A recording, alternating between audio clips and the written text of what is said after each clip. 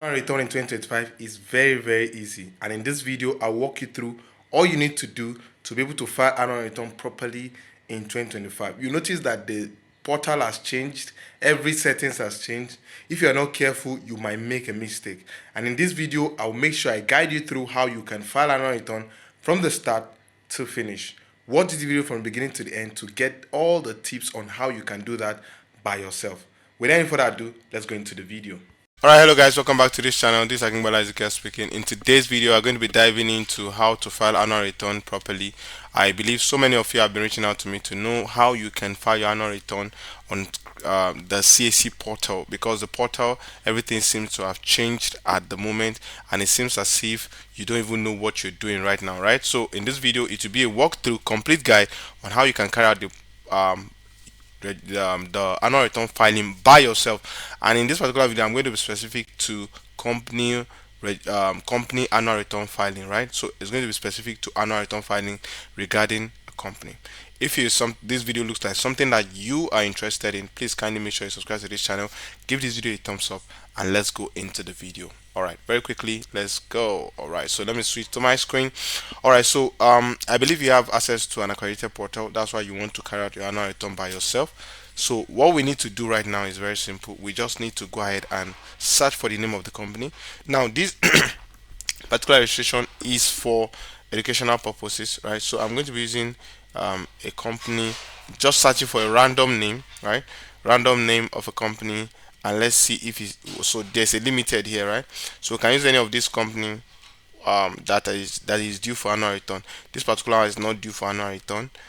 This one is due because it's registered in 2021. So let's proceed with this, right? Okay, it logged us out, so let's go back and log back in very quickly.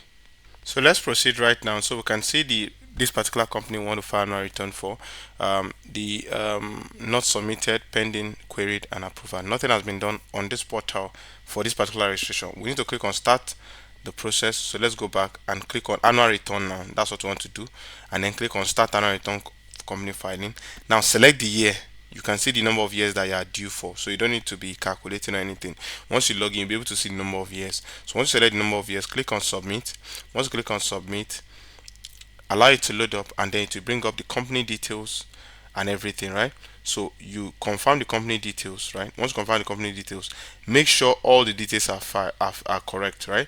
So date of annual return of the annual general meeting. So I'm going to be specific to what you need to fill in that is important. So you come here, select today's date.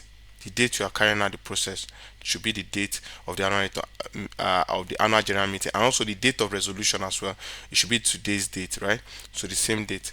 Now the next thing you want to also do is to make sure that the classification code is filled. You can see that it's carrying out the red dots, so meaning that it's compulsory. So administrative, so whatever this two is, you put it there. So this one also principal activity, so you put it test. So we are just testing this. We're going to delete this later. So select company type. So what type of company are you doing? Make sure that the company's type is selected, right? So and then we are done with this particular portion. Now you scroll down, I'm going to be seeing the statement of capital details, right? Capital detail, you don't have anything to do with this, all this option, and you can see that it is not compulsory. So another one is particular of turnover and net asset. So this one, you request from your client to give you particular of the turnover and the net asset. So when they tell you, you fill it in. This value can also be zero, especially if the business has been inactive for a while, right? So that's that. Then you come to now where people make mistake is the company address. When you don't fill the company address details, it will not allow you to proceed. You can see that if you scroll down, it might not allow you to proceed, right? So but in this case now, the company details filled, everything looks okay, and you click on this to mark it if it's the same address. If it's not the same address, fill in the details, right? Once you're done with that, if your company has a secretary, you fill in detail of the secretary. If not, you leave it alone. Once you're done with that, leave these director details because it will be there. Leave the issue share capital because it will be there. There's nothing you need to do there. And this shareholder detail, leave it as well. Then click on continue. Once you click on continue, it will ask you for authentication. So you put in the details, the name of the client, and the position the client is holding for the company, either a director or the shoulder. Then click on save and continue, and then to take you to the PSC details. So in the PSC detail, you click on add new PSC and click on PSC information. Come here, select today's date as well. Select today's date here as well. on the day you are notifying the CAC that you are carrying out the process. So fill in the details of the person, right? Fill in the son name as well. Fill in the other names. Come here, nationality, put it in. Means of education, put it in. The ID number, put it in. The gender, you put it in. The email address detail, you put it in. The phone number, right, you also put it in, right? So, and there's a format for phone number. So, right, the date of birth as well, you make sure you put that in as well. If you don't put the date of birth correctly, and most times it will reject the process, right? So you need to do that correctly. All right, so once you're done with that, scroll down to the address. So for the address of the client, you can put it in as well. Number what, country is Nigeria, if that's true. Then the state, every other thing, you put it in there. You come here as well, do the same thing. Country Nigeria, state, you put it, city, you put it, street, you put it as well, right? So the next thing you want to put it, you confirm if the person is politically exposed. If the person is a politician, you put in the details there, right? Now, once you're done with that, you come to detail of PSC affiliation. If the PSC doesn't have any affiliation, you put no, no, right? And here you just leave this place vacant. You don't have any issue to do here, right? Especially if there's nothing to provide here, right? So you come down here and come to the detail of interest held. Details of interest held.